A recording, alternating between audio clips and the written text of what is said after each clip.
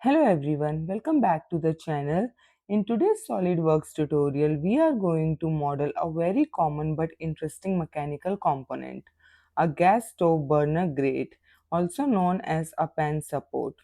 If you look at the finished model, you can see that it consists of a circular outer support ring, four pot support ribs or arms, and cylindrical locating features underneath that help position the grate on the stove. Although the final component looks relatively simple, there are several useful SolidWorks concepts involved in creating it, including revolved features, reference planes, lofts, cuts, fillets, circular patterning, and mirroring. So this is a great model for understanding how multiple features can be combined to create a practical mechanical component. So let's start modeling it from scratch. Go to File, New, Part, OK. So first we are going to sketch that defines the cross section of the outer support ring. For that, select front plane, sketch, select center line, set the orientation to horizontal infinite length, place it at the origin. Okay, now change the orientation to vertical and place it at the origin again and click OK. Press escape to come out of it. Now select line,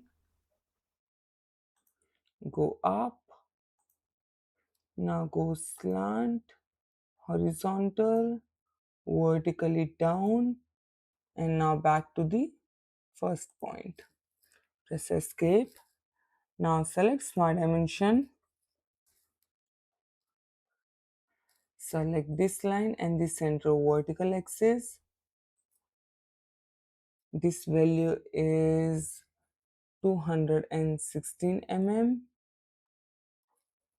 Select this line, enter 4.5 mm. Select this line, this is 9.5 mm. Enter 12.5 mm. Press escape. Now select this line and this line, make them equal. Okay. Now that our sketch is fully defined, go to features and select revolve boss base. For the axis of revolution, select this vertical central axis and click OK. And now that we have the basic circular structure of our grate, this becomes the foundation for the rest of the model. And next we need to create some reference geometry. Since our four support ribs need to be positioned accurately around the circular ring, reference planes are going to make the modeling process much easier. So let's start creating the reference planes. Reference geometry, plane, select front plane, enter the offset distance 48 mm, flip the offset direction and click OK. Go to reference geometry one more time, plane, this time offset distance, enter 82.5 mm, flip the offset direction, and for reference we have plane number 1, click OK. Now select plane number 1, sketch, select center rectangle, make a rectangle somewhere here, press escape, select the center of the rectangle and the origin, make them vertical, OK, smart dimension, enter 6.25 mm, select the center of the rectangle and the origin, this gap is 7.7 mm and this length is 8.85 mm. Press escape and exit the sketch. So we have first profile ready. Now select this plane and hide it. Select plane number 2, sketch. Click on convert entities and select this horizontal line. Click OK. Now select line.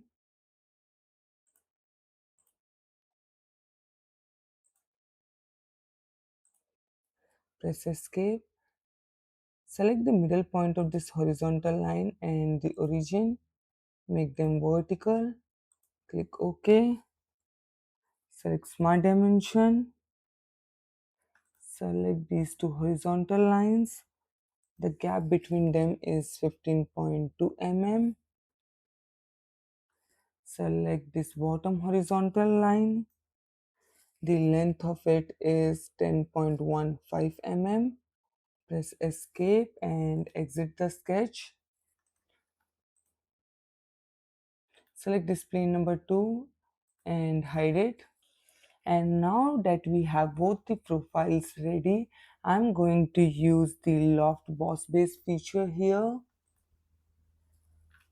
Select this profile and this profile.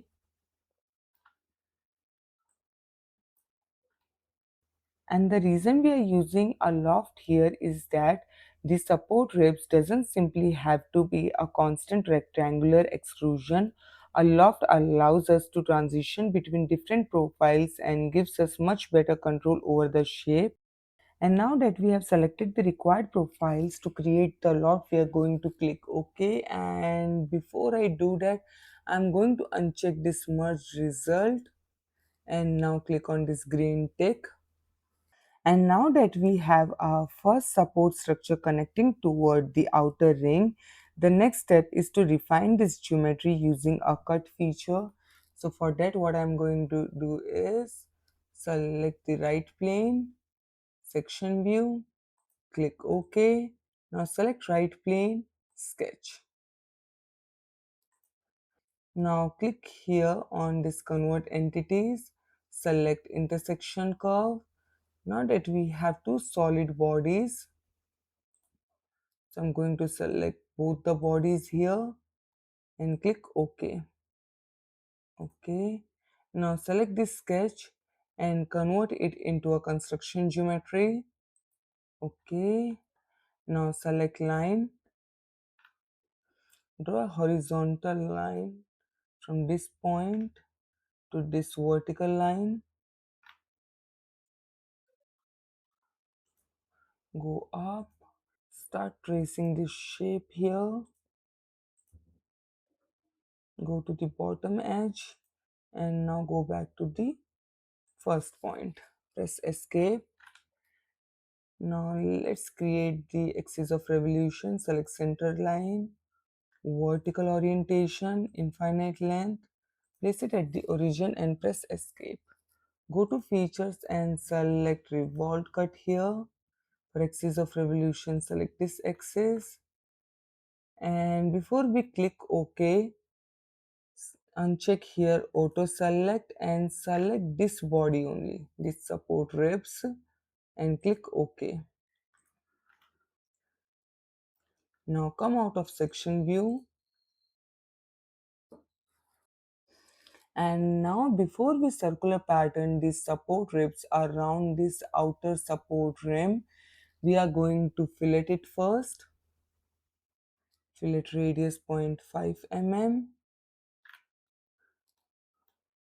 Select this face here, this top face.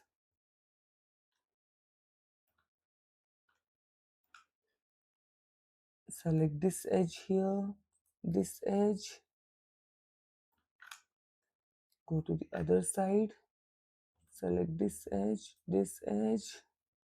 and this face.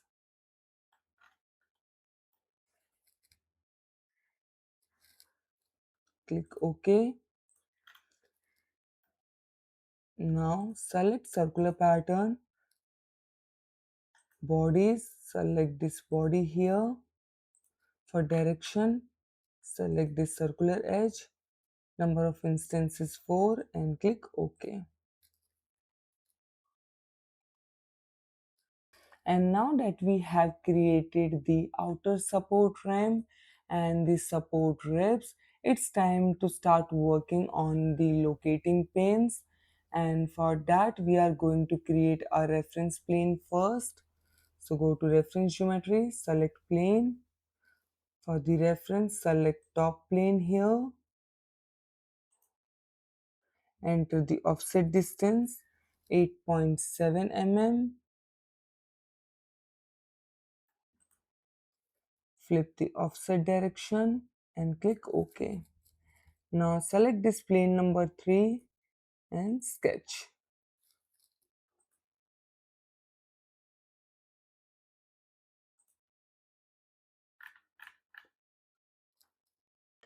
Click on Convert Entities.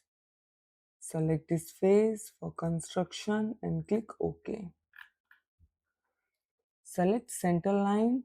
Find the center point of this vertical line and join it to the center point of this other vertical line. Press Escape.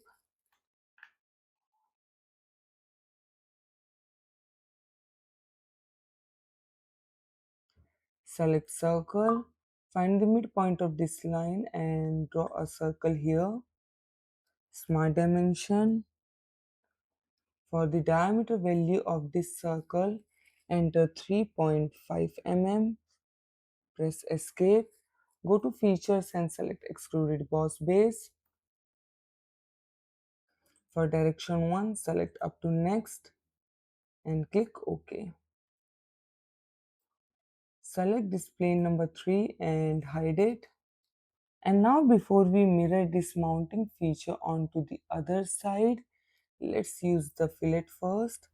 Change the fillet radius to 0.15 mm and select this bottom face of the mounting pin. Click OK. Now select mirror. Check this geometric pattern and mirror about right plane. Features to mirror clear selection. Select this Boss-Extrude and this fillet. Click OK. At this point, most of our major geometry is complete, and now before we give it its appearance, let's add one last fillet. Fillet radius 0.5 mm and select this circular edge here and click OK. And before we finish our model, let's rotate and inspect it from different angles. From the top, we can clearly see the outer support ring and the 4-pot support ribs. From the underside, we can see the locating pins that help position the grate. And because the support ribs were created using a circular pattern, we have a consistent 4-fold arrangement around the center. And now finally, it's time to give our model a more realistic appearance. Go to Appearances, Metal, Iron, Cast Iron. Let's change the display style, plain white. Now, as you can see on the screen, we have completed the modeling process of this burner grate. We have a outer support ring forming the main circular structure. We have 4 equally spaced pot support ribs which provide the supporting points for the cooking vessel. And underneath we have the locating pins or mounting pins which help position the grate on the stove. And the interesting thing about this model is that even though the final geometry looks relatively simple, we have used several important SolidWorks techniques to build it efficiently. We have combined rotational modeling, reference geometry, lofting, cuts, fillets, patterning, and mirroring to create the final component. And that's it for today's SolidWorks tutorial. In this model, we learned how to break a real-world mechanical component into a smaller, manageable features instead of trying to create the entire shape in one operation. We have created the main outer support ring, developed the port support ribs, patterned them around the center, and finally created the locating pins underneath. And the main lesson here is to always look at a component as a collection of features. Once you understand what each portion of the geometry is doing, choosing the right SolidWorks feature becomes much easier. And if you found this tutorial useful, make sure to like the video, subscribe to the channel, and turn on the notification bell for more SolidWorks modeling tutorials. And I'll see you in the next one. Thank you so much for watching.